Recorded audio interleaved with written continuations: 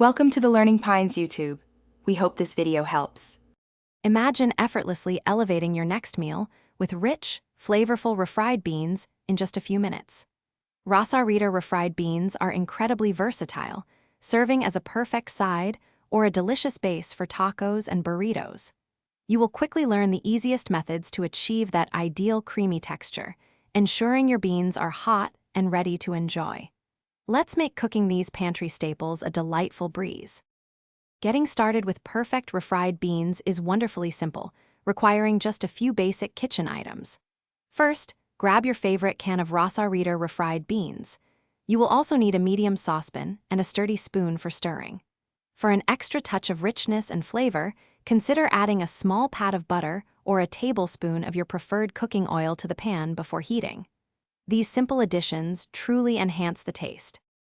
The stovetop method is by far the most popular and straightforward way to prepare your refried beans. Simply empty the entire can of beans into your saucepan. Heat them over a medium-low flame, stirring frequently to ensure even heating and to prevent any sticking to the bottom.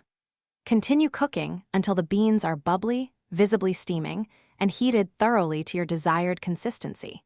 This usually takes about 5 to 7 minutes. For those times when every second counts, the microwave provides an incredibly quick and convenient way to heat your Rosarita refried beans. Just transfer the contents of the can into a microwave-safe bowl.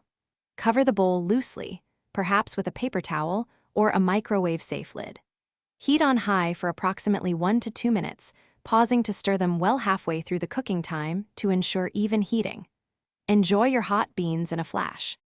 Once your beans are perfectly heated, it is time to make them truly shine with some easy serving suggestions and pro tips.